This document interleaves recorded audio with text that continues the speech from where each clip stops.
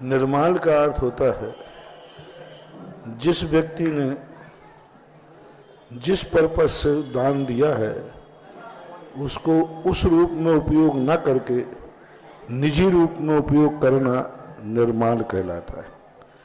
अकेले जो द्रव्य चढ़ाते हैं यही निर्माल नहीं है। दो प्रकार के निर्माल है, एक निवेदित और एक अनिवेदित। निवेदित निर्माल वो कहलाता है जो स्वयं ने बोला है लेकिन दे नहीं रहा है। बोला स्वयं नहीं है, स्वयं के द्वारा संकल्पित है और दे नहीं रहा। स्वयं ने दी है और फिर बाद में स्वयं ही उसका उपयोग कर रहा है। स्वयं नहीं बनाया था धर्मशाला, स्वयं नहीं मंदिर बनाया, स्वयं ने बनाया और उसका उपयोग भी स्वयं ही कर रहा है। अनिवेदित वो कहलाती है जो स्वयं ने नहीं बोला है, दूसरे ने बोला है मंदिर के लिए, लेकिन वो स्वयं उपयोग कर रहा है। जैनी लोगों में आज वर्तमान में सबसे बड़ा दोष ये है कि वे चावल तो नहीं खाते मंदिर के, क्योंकि ये छोटे मोटे डाकू नहीं है। क्योंकि छोटे मोटे डाकू किसी के पेन, पेंसिल, हाथ, घड़ी ये नहीं चुराते, वो सीधा बड़ी वस्तु पर डाका डालते, तिजोरी पर। ऐसे ही जैनी लोग मंदिर के चावल, नारियल, बादाम उठा के नहीं खाते, सीधी सीधी मंदिर के दुकान और मकान डकार जाते हैं।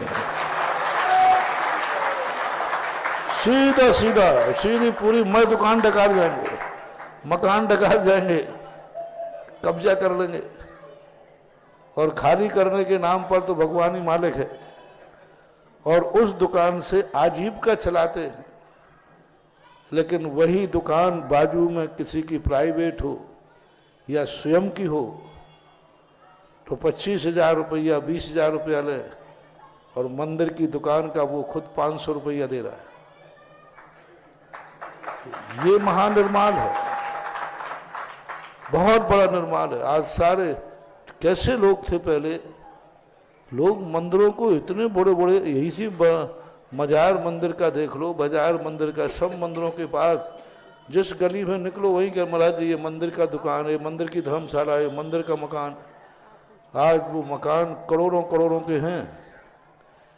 यदि बेच करके बैंक में ब्याज लगाया जाए तो लाखों रुपया साल का, और अभी वो कितना दे रहे हैं? तो मुश्किल से 100, 500, 200, 1000, 2000, 5000, बस। बहुत बड़ा पाप मानो, बहुत बड़ा पाप।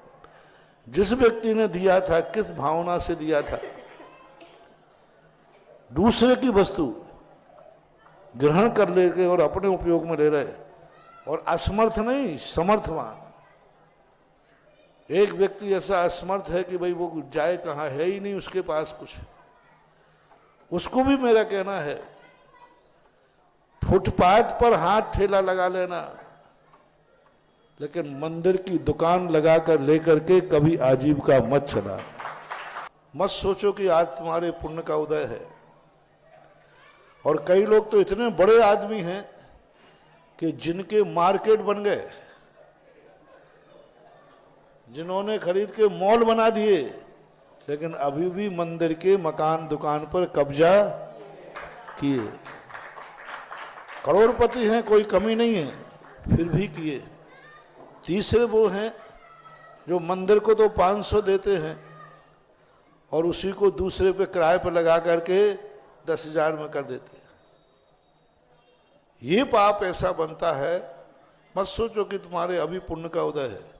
रावण का पुण्य का बहुत जबरदस्त उदय था, सोने की लंका थी।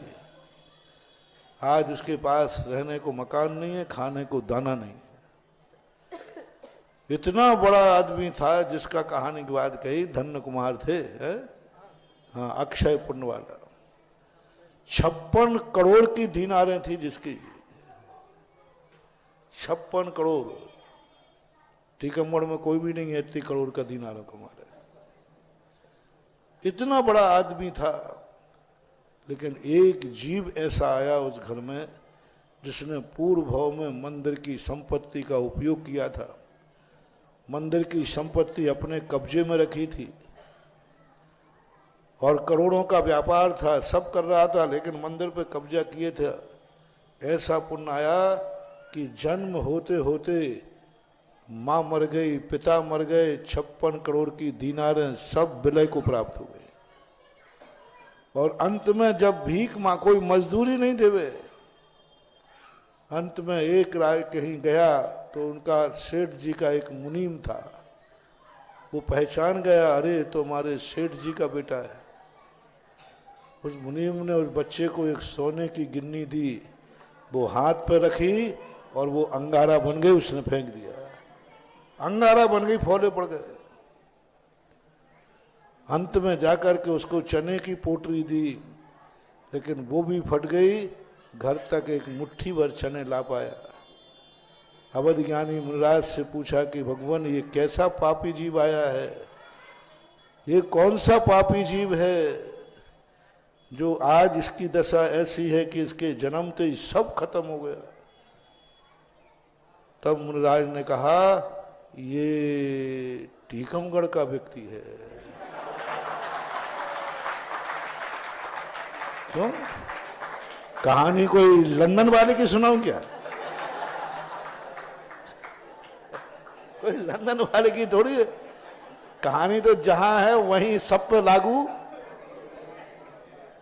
इसने मंदिरों की दुकानों पर कब्जा किया, मंदिरों की दुकानों को अपने अंडर में रखा, मंदिर की संपत्ति को अपने उपयोग में लिया। आज उसकी ये दुर्दशा हो गई। महानुभाव, भीख मांग करके खा लेना, लेकिन मंदिरों की संपत्ति को अपने कब्जे में मत रखना, मत रखना, मत रखना। आज भली तुम्हें अच्छा लग रहा हो, कौन क्या कर लेगा मंदिर का, हम भी तो मंदिर जैनी हैं, कौन क्या कर लेगा। देखे आए मजाल है किसकी सामने आवे, कोई नहीं आएगा, कोई नहीं कहेगा। लेकिन कर्म के रिमांडर पे जाओगे तो ऐसी दशा लिखेगा, कोई पहुंचने के लिए कोई रूमाल भी नहीं मिलेगा, ये दशा हो जाएगी।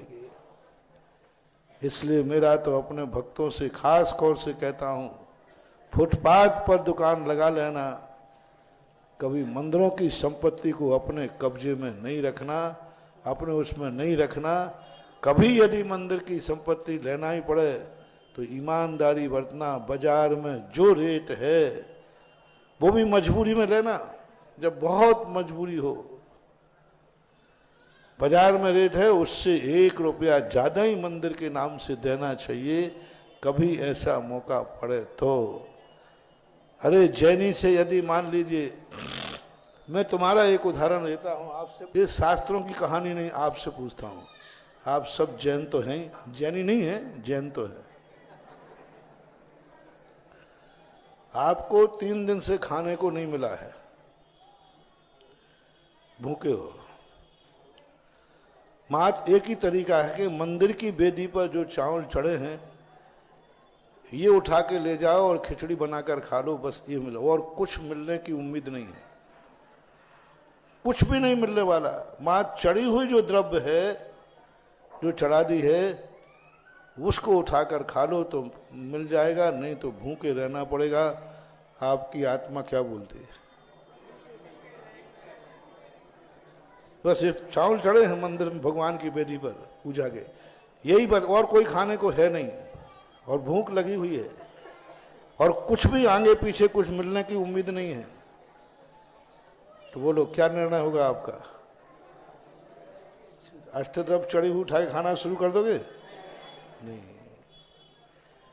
तो फिर यही तो वहां भी निर्माण करना है कि भले हमें रहने को स्थान नहीं है, मकान नहीं है, दुकान नहीं है, मात्र एक मंदिर की दुकान खाली है, मंदिर का मकान खाली है। जैसे भूख लगने पर कोई उपाय नहीं है, चावल खाओ, तो भी तुम्हारा मन कह रहा है मैं भूखा रह जाऊंगा लेकिन चढ़ा हुआ चावल, ऐसे ही भली मैं फुटपाथ पर दुकान लगा लूंगा लेकिन मंदिर की दुकान से जिंदगी तो नहीं चलाऊंगा। ऐसा निर्णय कर लेना चाहिए, ऐसा विश्वास करके हमेशा आप लोग तो सबसे पहले मैं अपने भक्तों से कहता हूं, भगवान से एक ही वरदान मांगना कि भगवान मेरी जिंदगी में कभी ऐसा दिन न आ जाए कि मंदिर की वस्तु का मुझे उपयोग करना पड़े, बस ऐसे दिन नहीं आना चाहिए।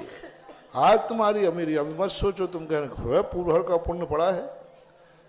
आज अमीर लोग हैं, बड़े बड़े लोग हैं, लेकिन ये मंदिर का कब्जा आपको बहुत परेशान करेगा, ऐसा शास्त्रों का वर्णन है।